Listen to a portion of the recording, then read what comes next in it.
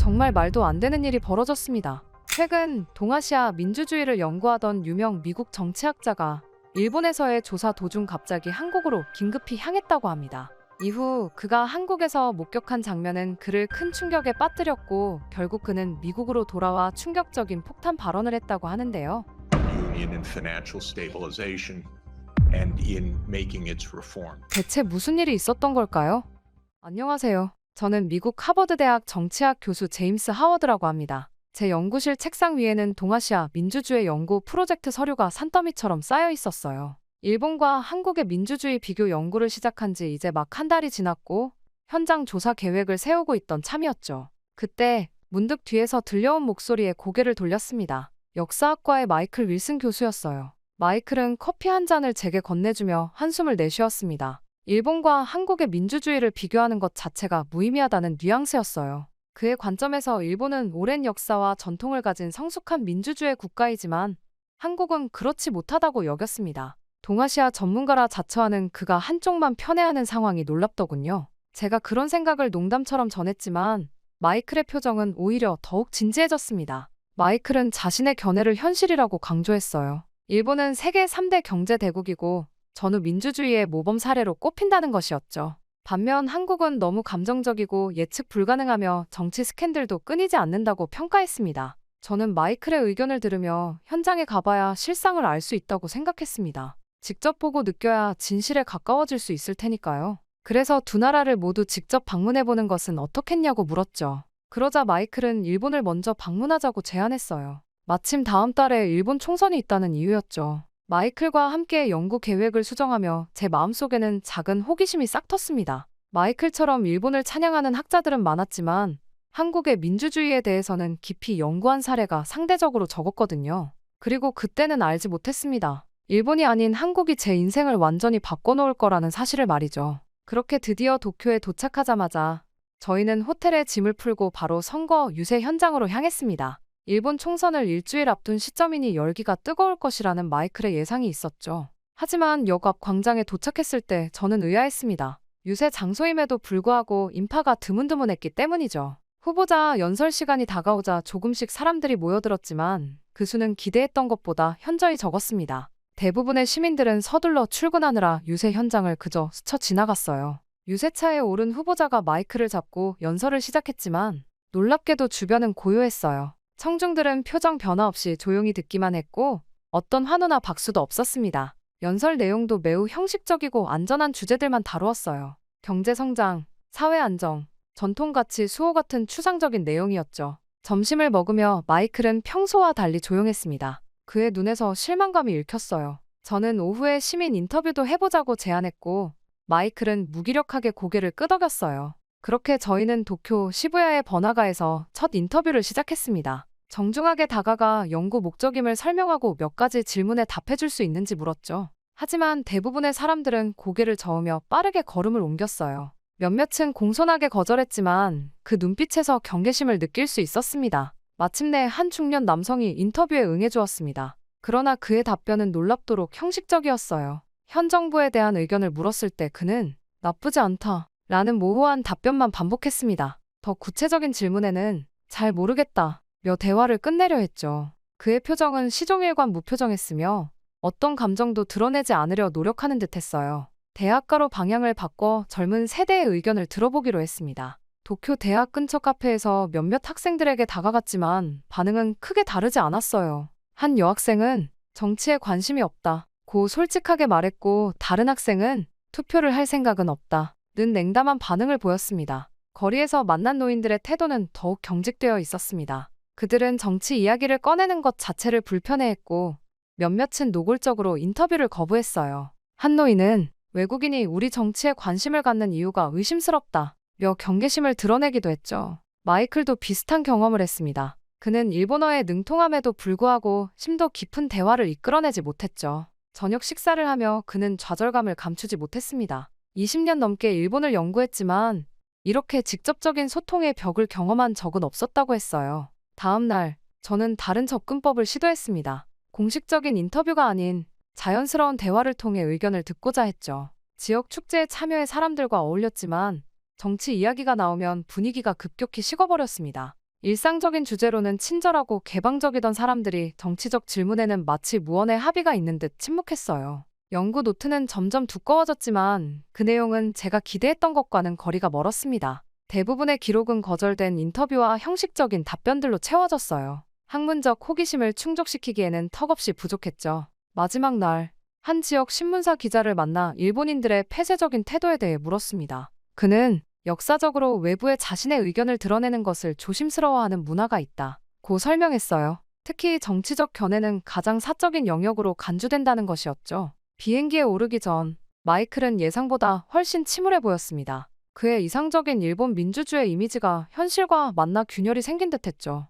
비행기 안에서 저는 다음 목적지인 한국에 대한 정보를 검색했어요. 일본과는 다른 모습을 볼 수 있을까요? 서울행 비행기 안에서 이런 생각을 하며 제 마음속에는 작은 기대감이 피어났습니다. 마침내 인천국제공항에 도착했을 때부터 저는 일본과의 차이를 느꼈습니다. 공항 내 텔레비전에서는 선거 관련 뉴스가 큰 소리로 흘러나왔고 사람들은 화면을 주시하며 때로는 고개를 끄덕이고 때로는 혀를 차며 반응을 보였어요. 일본에서 보지 못했던 광경이었죠. 서울 시내로 향하는 공항철도 안에서도 정치적 분위기는 이어졌습니다. 옆자리에 앉은 노인들은 신문의 정치면을 읽으며 작지 않은 목소리로 의견을 주고받고 있었어요. 다른 승객들도 그들의 대화에 간간히 반응했고 누구도 이를 불편해하지 않았죠. 마이클은 놀란 눈으로 그 광경을 지켜보았습니다. 호텔에 짐을 풀자마자 우리는 광화문 광장으로 향했습니다. 그날 저녁 선거 유세가 있다는 소식을 들었기 때문이죠. 택시 기사는 우리가 외국인 연구자라는 것을 알고는 자발적으로 한국 정치에 대한 자신의 견해를 쏟아냈어요.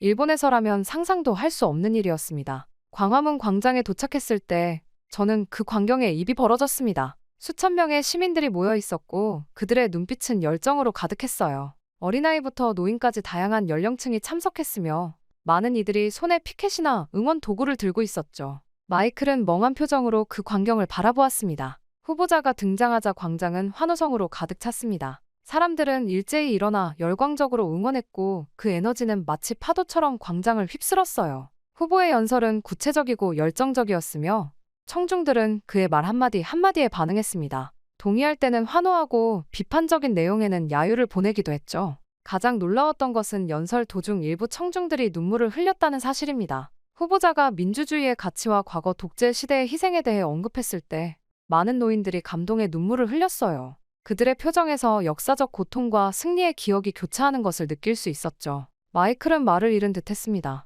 그의 눈에는 혼란과 감동이 뒤섞여 있었어요. 일본에서 보았던 무표정한 청중들과는 너무나 대조적인 모습이었으니까요. 저는 연구 노트에 빠르게 관찰 내용을 기록했습니다. 시민들의 표정, 반응, 그리고 그 공간에 넘치는 에너지까지 전부 말이죠. 더 놀라운 건 유세가 끝난 후에도 시민들은 쉽게 흩어지지 않았다는 점이었습니다. 작은 토론 그룹이 여기저기 형성되어 후보의 공약에 대해 열띤 토론을 이어갔어요. 저는 몇몇 그룹에 다가가 귀를 기울였고 깊이 있는 정치적 분석과 비판이 오가는 것을 들을 수 있었죠. 우리는 근처 식당에서 저녁을 먹기로 했습니다. 식당 안에서도 정치 이야기는 계속되었어요. 옆 테이블의 가족들은 아이들까지 포함해 정치 토론을 나누고 있었고 아이들도 자신의 의견을 당당히 말했죠. 어떤 주제도 금기시되지 않는 듯 했습니다. 식사를 마치고 호텔로 돌아가는 길에 마이클은 침묵을 깼습니다. 그는 자신이 얼마나 편향된 시각을 가지고 있었는지 인정했어요. 일본의 조용한 민주주의를 이상적으로 여겼지만 한국의 열정적인 정치 참여에서 진정한 민주주의의 모습을 보게 되었다고 했죠. 호텔방에서 저는 창밖으로 서울의 야경을 바라보며 깊은 생각에 잠겼습니다. 하루 만에 제 연구의 방향성이 완전히 바뀌는 것을 느꼈어요. 이제는 단순히 두 나라의 민주주의를 비교하는 것이 아니라 왜 이렇게 다른 정치 문화가 형성되었는지에 관한 더 깊은 질문이 생겼죠. 다음 날 아침, 저는 일찍 일어나 광화문 광장 주변을 산책했습니다. 전날 밤 뜨거웠던 유세 현장은 이제 조용했지만 광장 한쪽에서는 이미 새로운 유세 준비가 시작되고 있었어요. 한국의 선거 문화를 더 깊이 이해하기 위해 시민들과 직접 대화를 나누기로 했죠. 첫 번째로 만난 사람은 벤치에 앉아 신문을 읽고 있던 70대 노인이었습니다. 인터뷰를 요청하자 그는 흔쾌히 응했어요. 일본과는 완전히 다른 반응이었죠. 노인은 자신이 1980년대 민주화 운동에 참여했던 경험부터 이야기했습니다. 군사 독재 시절 민주주의를 위해 거리에서 싸웠던 기억을 생생하게 들려주었죠. 그의 눈빛에서 역사의 무게를 느꼈습니다. 독재 정권 아래에서 겪었던 고통, 친구들의 희생, 그리고 마침내 얻어낸 민주주의의 승리까지. 그는 목소리를 떨며 말했습니다. 우리는 피로 민주주의를 얻었습니다. 그래서 오늘날 한국인들은 정치에 목숨을 걸죠. 그 말에 깊은 울림을 느꼈습니다. 일본과 한국의 민주주의 역사가 얼마나 다른지 실감하는 순간이었어요. 일본의 민주주의는 2차 세계대전 후 미국에 의해 주어진 것이었지만 한국의 민주주의는 시민들이 직접 쟁취한 것이었죠. 이 근본적인 차이가 오늘날의 정치 문화에도 영향을 미치고 있었던 것입니다. 저는 더 많은 이야기를 듣기 위해 대학가로 향했습니다. 서울대학교 근처 카페에서 만난 학생들은 놀라울 정도로 정치에 관심이 많았어요. 20대 초반의 학생들이 복잡한 정책 이슈에 대해 논리적으로 의견을 펼쳤죠. 그들은 경제 정책, 교육 개혁, 사회 안전망까지 다양한 주제에 대해 자신만의 시각을 가지고 있었습니다. 한 여학생은 최근 정부의 주택 정책을 날카롭게 비판했고 다른 학생은 그에 대한 반론을 제시했어요. 그들의 토론은 감정적이긴 했지만 논리와 근거에 기반하고 있었습니다. 이런 수준 높은 정치 토론이 일상적으로 이루어진다는 사실이 인상적이었죠. 더욱 놀라웠던 것은 초등학교 근처에서 본 광경이었습니다. 학교 시간에 맞춰 아이들을 기다리던 학부모들 사이에서도 정치 토론이 활발했어요. 그리고 아이들조차 선거에 대한 자신만의 의견을 가지고 있었죠. 한 초등학생은 자신이 지지하는 후보의 공약을 또래 친구들에게 설명하고 있었습니다. 마이클은 이 모든 것을 신기한 눈으로 바라보았습니다. 그는 한국어를 잘 이해하지 못했지만 사람들의 표정과 몸짓만으로도 그 열정을 느낄 수 있었어요. 그의 얼굴에는 더 이상 편견이 보이지 않았습니다. 대신 새로운 발견에 대한 흥분이 역력했죠. 오후에는 다른 지역의 유세 현장을 찾았습니다. 이곳에서 본 광경은 어제와 또 달랐습니다. 후보자의 연설 전후로 즉흥적인 문화 공연이 펼쳐졌어요. 시민들이 함께 노래를 부르고 춤을 추는 모습이 마치 축제 같았죠. 유명 가수의 노래를 개사해 후보를 응원하는 가사로 바꾸어 부르는 모습이 특히 인상적이었습니다. 그 와중에 한 여성이 즉흥적으로 마이크를 잡고 후보에게 질문을 던졌습니다. 그녀는 지역 환경 문제에 대한 후보의 입장을 물었죠. 놀랍게도 후보는 당황하지 않고 상세히 답변했고 청중들은 그 과정을 주의 깊게 지켜보았습니다. 어떠한 검열이나 통제도 없는 자유로운 소통이었어요. 유세가 끝난 후 저는 그 여성에게 다가가 이야기를 나눴습니다. 그녀는 환경단체 활동가로 매 선거마다 후보자들에게 직접 질문하는 것이 시민의 의무라고 생각한다고 했어요. 정치인들이 시민의 목소리를 들어야 하니까요. 그들은 우리의 대리인일 뿐이에요. 라고 말했습니다. 저녁에는 마이클과 함께 시민단체가 주최한 토론회에 참석했습니다. 다양한 배경을 가진 시민들이 모여 정책을 논의하는 모습은 매우 인상적이었어요. 노동자, 기업인, 주부, 학생 등 서로 다른 계층의 사람들이 한자리에 모여 사회 문제에 대해 치열하게 토론을 이어나갔죠. 호텔로 돌아오는 길, 저는 오늘 하루 동안 만난 한국인들의 모습을 떠올렸습니다. 그들의 눈빛에서 본 열정, 목소리에서 느껴진 확신, 그리고 무엇보다 정치를 자신의 삶과 분리하지 않는 태도가 깊은 인상을 남겼어요. 그렇게 연구 일정이 이틀 남은 시점에서 저는 한국과 일본의 투표율 차이에 주목했습니다. 통계 자료를 살펴보니 한국의 투표율이 일본보다 평균 15% 이상 높았죠. 최근 10년간 한국의 평균 투표율은 약 70%에 달했지만 일본은 55% 내외에 머물렀죠. 특히 20대와 30대 젊은 층의 투표율 차이가 더 컸어요. 한국선거관리위원회 직원은 투표 독려 문화를 높은 투표율의 비결로 꼽았습니다. 가족 간의 투표를 권장하고 회사나 학교에서도 투표일에 충분한 시간을 보장해주는 분위기가 형성되어 있다는 설명이었죠. 또한 투표소 접근성을 높이기 위한 다양한 제도적 장치도 마련되어 있었어요. 직접 시민들의 의견을 들어보기 위해 서울 지하철역 앞에서 사람들에게 투표의 중요성에 대해 물었습니다. 놀랍게도 대부분은 투표를 당연한 의무이자 소중한 권리로 여기고 있었어요. 한 노인은 우리는 투표권을 위해 목숨을 걸었죠. 이 권리를 행사하지 않는 것은 과거의 희생을 무시하는 행위예요. 라고 말했습니다. 지하철 안에서는 다양한 연령대와 배경을 가진 사람들이 자발적으로 선거 캠페인을 벌이고 있었습니다. 그들은 조용하지만 분명한 목소리로 자신이 지지하는 후보의 정책을 설명했고 승객들은 관심을 보이며 때로는 질문을 던지기도 했어요. 일본의 침묵과는 대조적인 광경이었죠. 대학 교수, 회사원, 주부 등 다양한 시민들이 정치 과정에 참여하는 모습을 보며 민주주의의 본질을 되새기게 되었어요. 이들은 서로 다른 정치적 견해를 가지고 있었지만 상대방의 의견을 존중하며 대화를 나누었습니다. 마이클 역시 한국 민주주의의 활력에 깊은 인상을 받은 듯했습니다. 그는 연구 노트에 끊임없이 새로운 관찰 내용을 기록했고 때로는 일본에 대한 자신의 기존 연구를 수정하는 듯한 메모를 남기기도 했어요. 국회의사당 방문에서는 초등학생들의 견학 모습을 보게 되었습니다.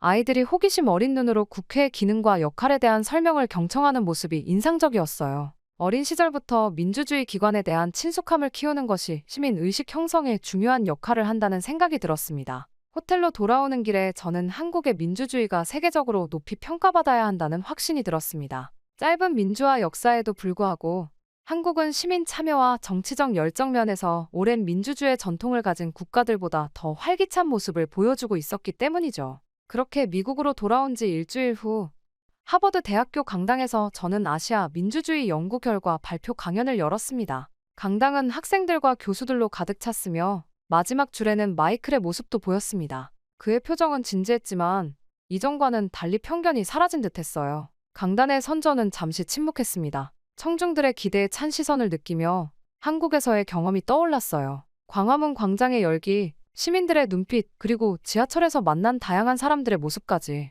깊은 숨을 들이마신 후 저는 솔직하게 이야기를 시작했습니다. 과거 저는 한국에 특별한 관심이 없었음을 인정했습니다. 많은 서구 학자들처럼 저도 아시아 민주주의를 연구할 때 일본을 중심으로 생각했었죠. 하지만 이번 연구를 통해 그런 시각이 얼마나 편협했는지 깨달았다고 고백했어요. 프레젠테이션 화면에는 한국과 일본의 투표율, 시민 참여도, 정치 활동 빈도를 비교한 그래프가 나타났습니다. 객관적인 수치로도 한국 민주주의의 활력이 명백히 드러났죠. 하지만 더 중요한 것은 수치로 표현할 수 없는 시민들의 열정과 주인의식이었습니다. 저는 한국 민주주의의 발전 과정을 설명했습니다. 군사 독재에 맞서 싸운 시민들의 투쟁, 피로 얻어낸 민주주의의 가치, 그리고 현재까지 이어지는 강한 시민 의식까지. 한국 민주주의는 외부에서 주어진 것이 아니라 내부에서 쟁취한 것이기에 더욱 소중하다는 점을 강조했어요. 특히 한국 시민들의 정치적 성숙도에 대해 이야기할 때 저는 감정이 북받쳤습니다. 서로 다른 정치적 견해를 가진 사람들이 존중과 대화를 통해 공존하는 모습,